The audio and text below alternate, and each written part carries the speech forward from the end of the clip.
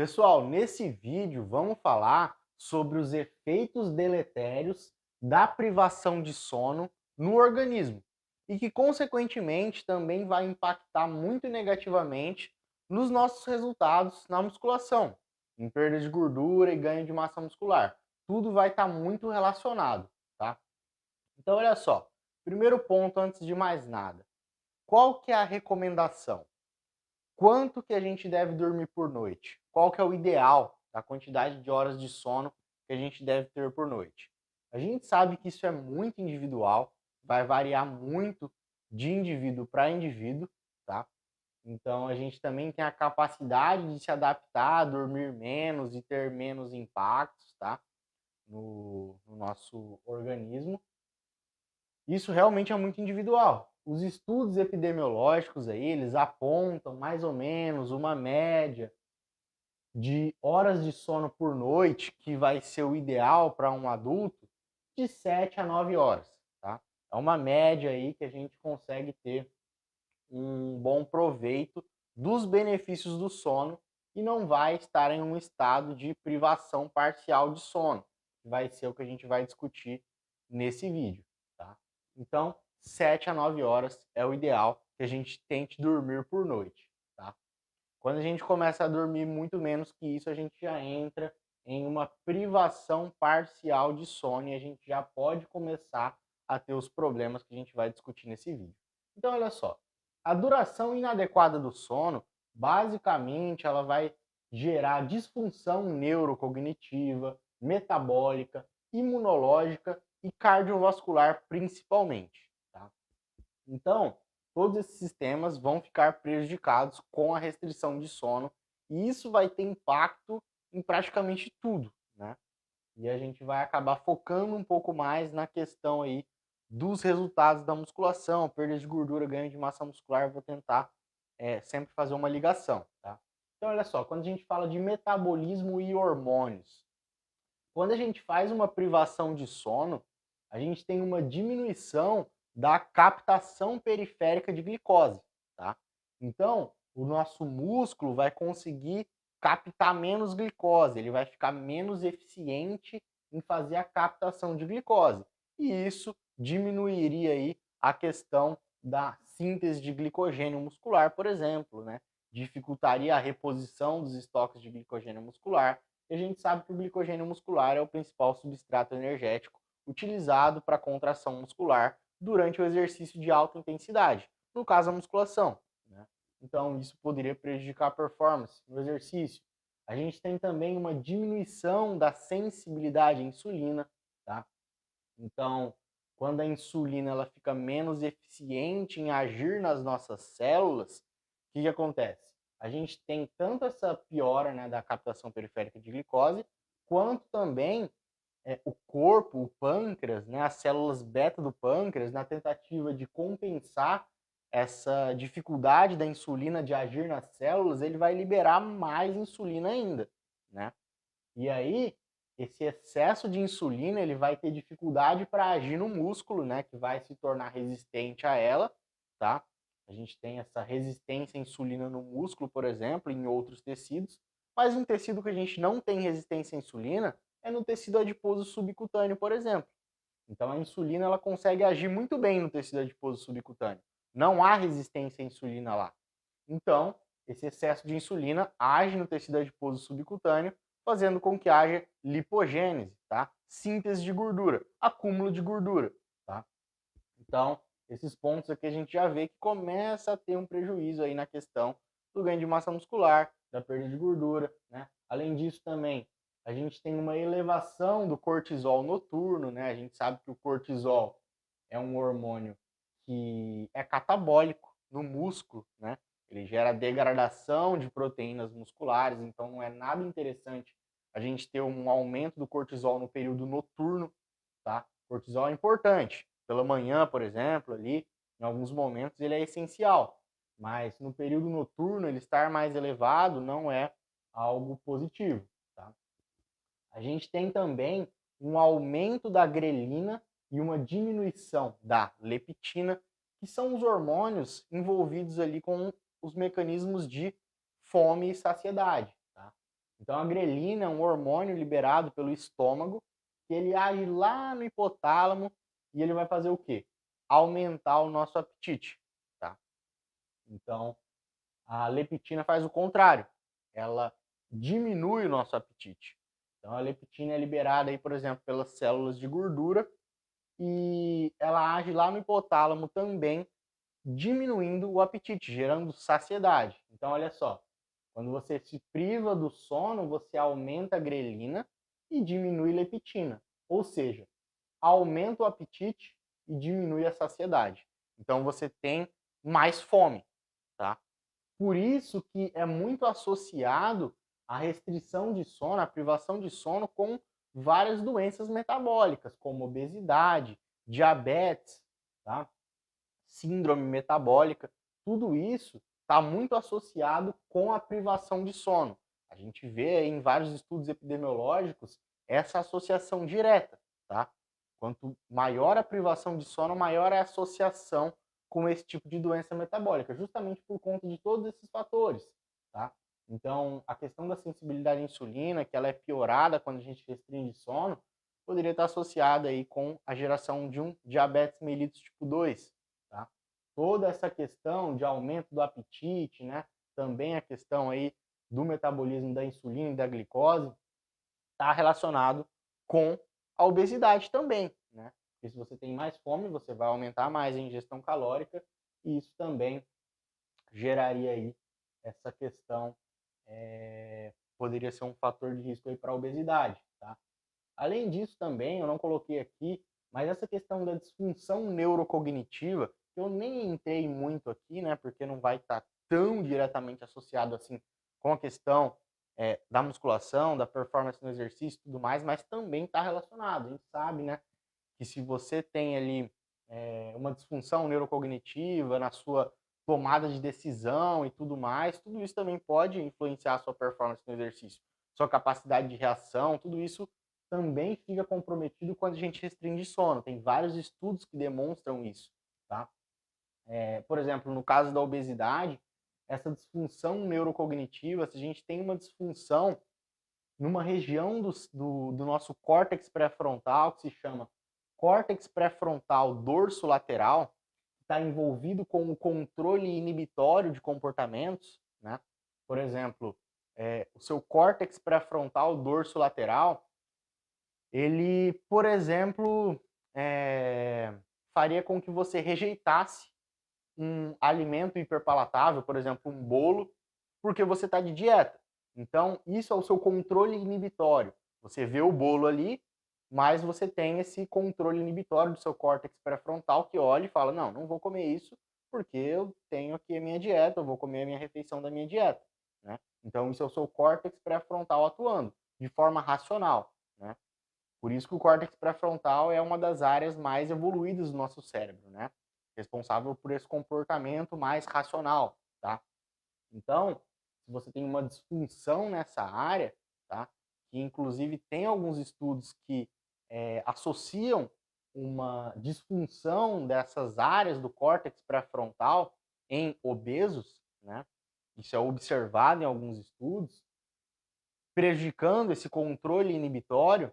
Então, se a privação de sono gera um prejuízo nisso, você também poderia ter uma maior suscetibilidade a gerar uma obesidade, por exemplo, algum problema metabólico nesse sentido. Além dessa questão dos hormônios aqui de fome e saciedade estarem mais desregulados, gerando um aumento maior do apetite. Tá? Além disso, também, a privação de sono vai gerar diminuição, né, do GH, você vai ter ali pulsos mais desregulados de GH e também a melatonina acaba ficando bem mais desregulada. Tá? A melatonina é o hormônio ali que é responsável por trazer uma qualidade maior para o nosso sono. Né? É o neurotransmissor ali liberado pela nossa glândula pineal no cérebro. Tá? É uma estrutura lá do tamanho de uma ervilha que faz a liberação de melatonina, que é responsável por nos induzir ao sono mais profundo, né? Trazer uma qualidade maior para o nosso sono. Então, além disso, a melatonina ela também tem funções metabólicas, ela auxilia na sensibilidade à insulina, ela aumenta a termogênese no tecido adiposo marrom, Então a melatonina também tem funções metabólicas, quando a gente diminui ela, a gente também gera diminuição desses parâmetros, né? Inclusive, a diminuição da melatonina é uma das causas de você ter diminuição da sensibilidade à insulina, da captação periférica de glicose quando você priva o sono, tá? E o GH também nem se fala, tem diversos benefícios metabólicos, é um hormônio que gera lipólise, né? Então a gente tem dois momentos aí do dia, principalmente, que a gente tem os picos de GH, que é durante o sono e após o exercício físico. São os dois períodos do dia que a gente tem os maiores pulsos de GH, tá certo? Então, se você priva o sono, você tem menos pulsos de GH e você tem menos benefícios metabólicos dele, tá certo? Então, isso é em relação a metabolismo e a parte hormonal. Você pode ter todos esses prejuízos que vão ter diversos impactos negativos. Tá? Quando a gente fala também de sistema imunológico, a questão de citocinas, inflamação e tudo mais, vários pontos também vão gerar prejuízos ao nosso organismo. Então, quando a gente priva o sono, a gente tem o aumento de citocinas pró-inflamatórias, como TNF-alfa, interleucina 6, por exemplo. Tá? Essas citocinas pró-inflamatórias, elas vão gerar também piora de parâmetros metabólicos, elas vão piorar mais ainda a sensibilidade à insulina. Vai estar tudo muito interligado aqui. A gente começa a ver que uma coisa gera outra, uma coisa piora a outra, né?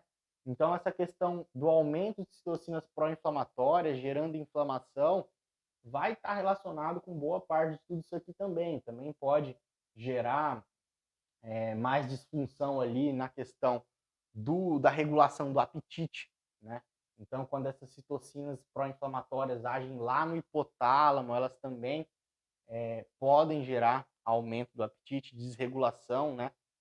Dos mecanismos de fome e saciedade, tá? Enfim, além de vários outros pontos que o aumento das citocinas pró-inflamatórias podem gerar e prejudicar o organismo, tá certo?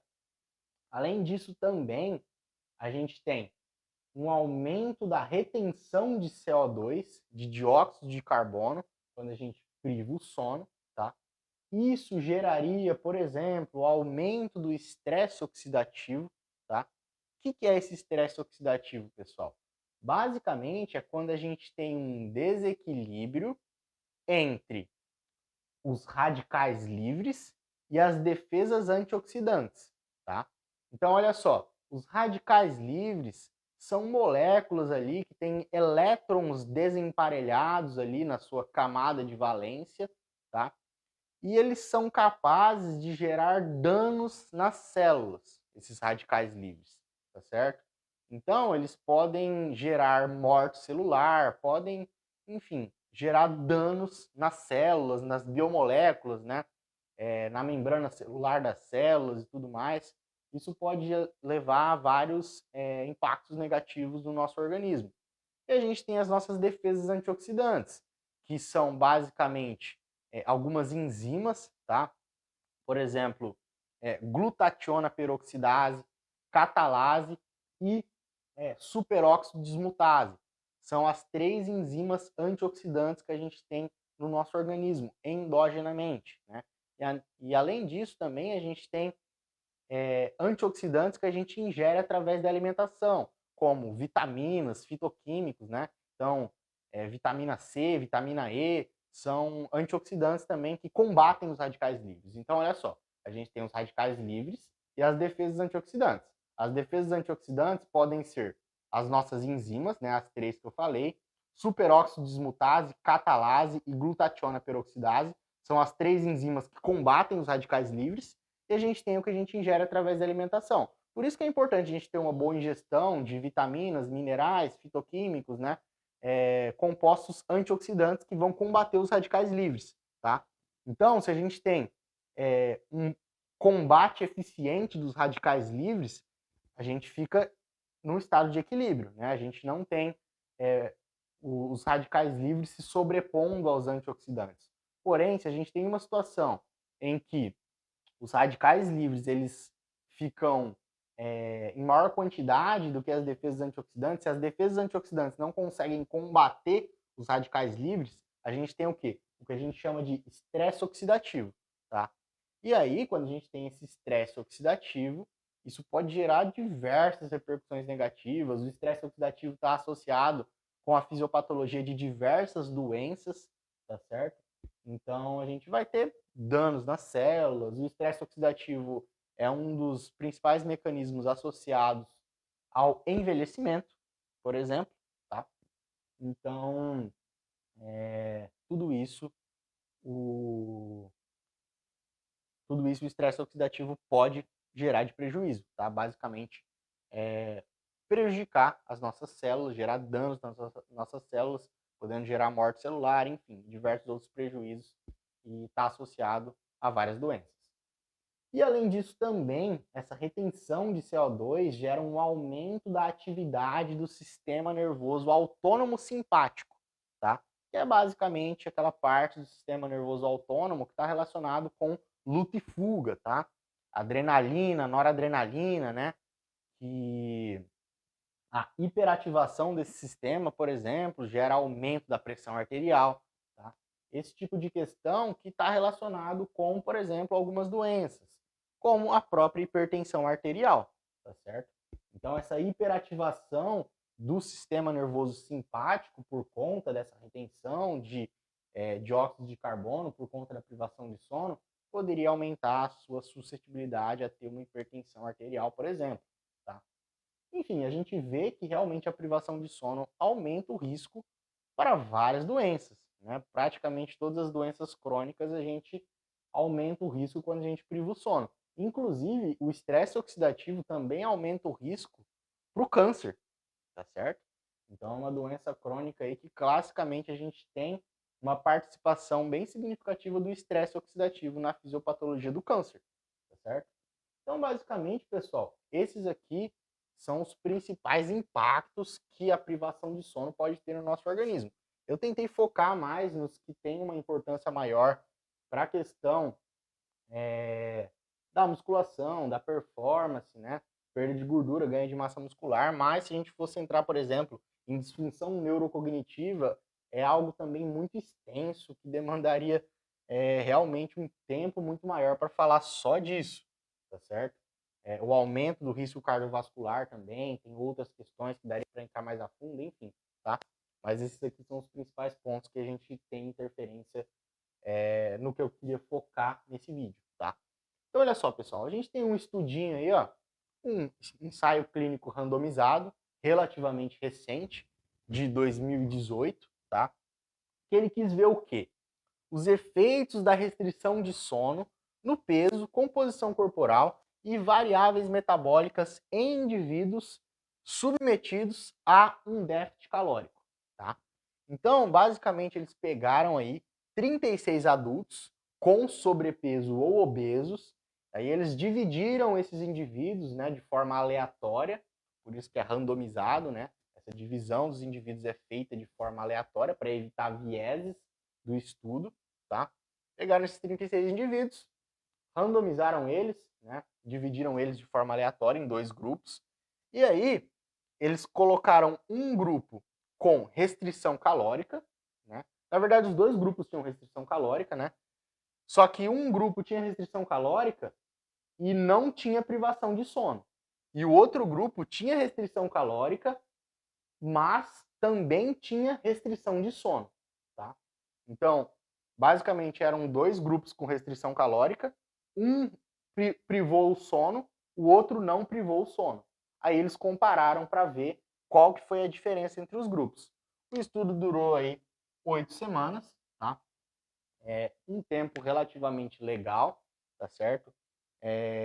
Foi um dos estudos mais longos que eu encontrei, com um tempo de duração maior, tá? Realmente a gente tem uma limitação de estudos sobre o assunto, tá? Não é algo que é tão bem estudado assim, tá? Que a gente tem estudos de longo prazo, com acompanhamento, enfim. Mas esse estudo aqui, ele justamente foi um dos mais longos e essa é uma vantagem dele também, que a gente consegue ver um, uma interferência mais crônica, né, da privação de sono nesses parâmetros. A gente tem alguns estudos anteriores que esse próprio estudo cita na discussão, né, os autores citam ali na discussão outros estudos que, inclusive, tiveram aí resultados semelhantes a esse estudo, que corroboram com os resultados que foram vistos nesse estudo aqui, né? Isso é um ponto interessante também, porque a gente tem uma certa concordância ali entre eles, só que esses outros estudos, eles tinham uma duração muito menor, tá? Então, era um tempo ali de pouquinhas semanas, o que não nos permitia ver um efeito mais crônico, né, por mais tempo da restrição de sono nessas variáveis metabólicas, na perda de gordura e tudo mais, né, no metabolismo, tá certo? Então, olha só, o que eles viram no estudo, né? Um ponto importante também é que, olha só, no grupo que fez restrição de sono, como que era essa restrição de sono? Basicamente, eles restringiam aí, ó, aproximadamente 1 hora de sono, 5 noites por semana, tá? Então, olha só, restringiu apenas 1 hora de sono. Eles pegaram os indivíduos e fizeram eles dormir 1 hora a menos do que eles dormiam, né? Restrição de 1 hora de sono por 5 noites na semana e 2 dias na semana eles podiam dormir à vontade, tá? Então, qual que é a intenção disso aqui? Eles foram muito inteligentes ao colocar esse ponto no estudo, porque eles quiseram simular uma rotina real, uma coisa que acontece na vida real mesmo, que é justamente isso, né? O indivíduo ele tá ali durante a semana na correria, então ele vai ter uma certa restrição de sono, mas ele acaba compensando isso nos finais de semana. Nos finais de semana ele dorme mais, né? Então eles quiseram justamente simular uma situação de vida real, né? Em que você não vai se privar de sono todos os dias, você vai ter dias ali em que você vai acabar dormindo um pouco a mais, né? Compensando, entre aspas, essas noites que você privou o sono. Então eles queriam comparar justamente isso para fazer com que os resultados fiquem os mais próximos da realidade possível, tá certo?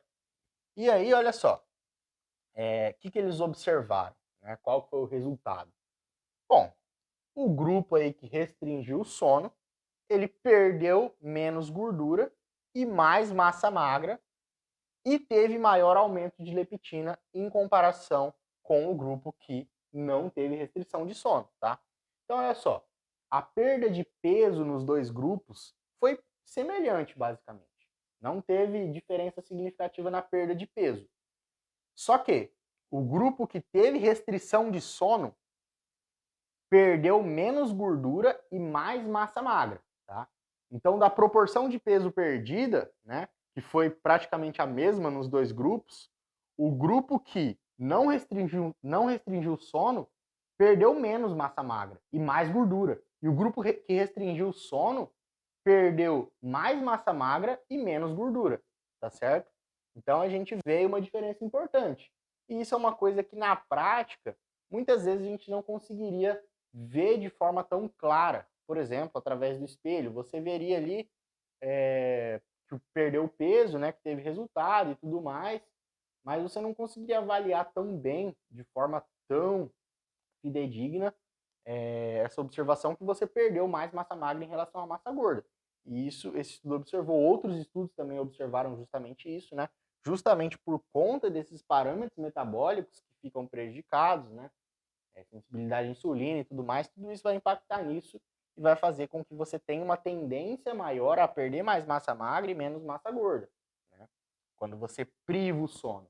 E também, olha só, essa questão de aumento da leptina, que é muito observado nos estudos, né? Todos os estudos que têm ali uma privação de sono observam que os indivíduos que privam o sono têm um aumento maior de leptina, que é o hormônio é, que justamente vai gerar saciedade, né? Então, quando você aumenta muito a leptina ali, você tende a gerar mais resistência a ela, por exemplo, né? E isso vai fazer com que você não gere saciedade da forma que deveria, né? Por exemplo, quando você vê um indivíduo obeso, ele tem muita leptina. Então, ele se torna resistente à ação dela. Então, por isso que ele... Olha só, se eu não me engano, eu acho que eu até me enganei e coloquei aumento de leptina, mas na verdade é diminuição, tá? Eu acho que é diminuição aqui, na verdade. Então, deixa eu só confirmar aqui, mas eu acho que isso aí, diminuição. Eu não vou cortar esse vídeo não, eu vou manter ele aqui mesmo, mas é isso aí, ó. Tiveram maior diminuição de leptina. Tava até tentando justificar o erro.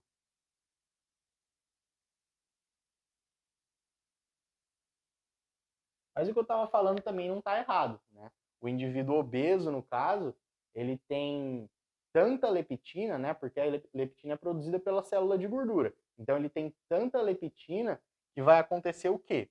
Ele se torna resistente à ação dela, né? Então ele não consegue gerar saciedade da forma que deveria, porque ela não consegue agir tão bem lá no hipotálamo. É a mesma coisa que acontece com a insulina, tá certo?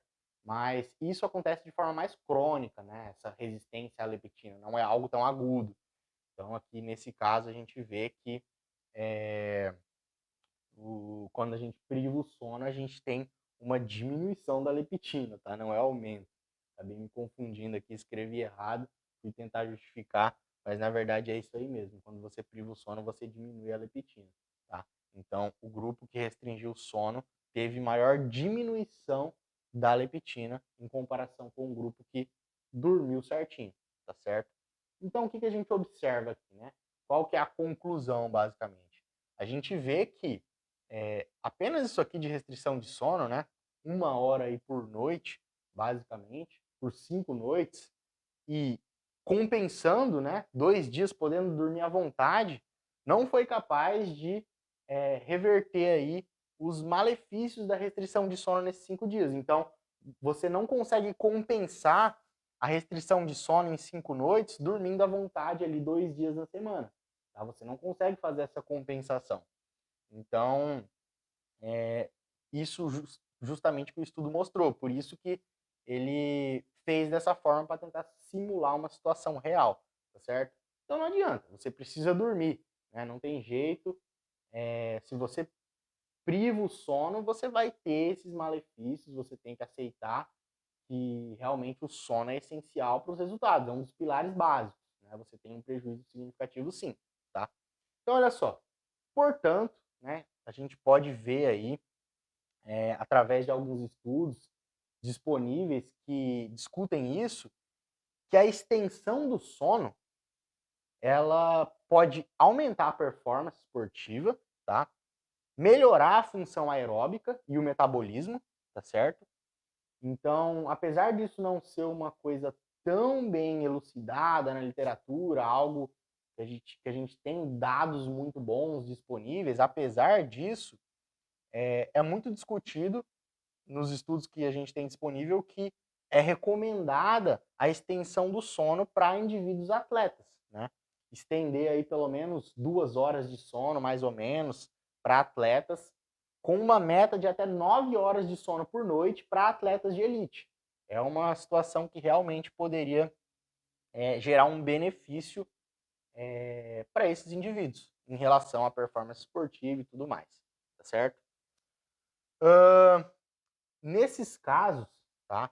Quando a gente está falando de uma extensão aí do sono, visando ter esse aumento da performance e tudo mais, cochilos no período noturno, inclusive, podem ser benéficos para complementar o sono noturno, tá? Então, no meio do dia ali, se o indivíduo tirar um cochilo de 1 horinha, por exemplo, para complementar esse sono noturno, buscando essa extensão do sono, você pode ter esses benefícios aí em relação ao aumento da performance, melhora da função aeróbica. Isso é bem discutido nesses estudos, tá certo? Apesar de não ser uma recomendação tão com um nível de evidência tão alto, com vários estudos, né? Só que pelo que a gente tem disponível hoje na literatura, é algo que é de se considerar, né? Essa extensão do sono ser indicada para melhorar a performance de atletas, tá certo? Então, pessoal, era isso que eu queria trazer para vocês nesse vídeo. Se esse vídeo te agregou, deixa aí a sua curtida, comenta aí o que você achou, sugestões de temas para novos vídeos. Compartilhe esse vídeo com alguém que possa se beneficiar desse conhecimento e até um próximo vídeo.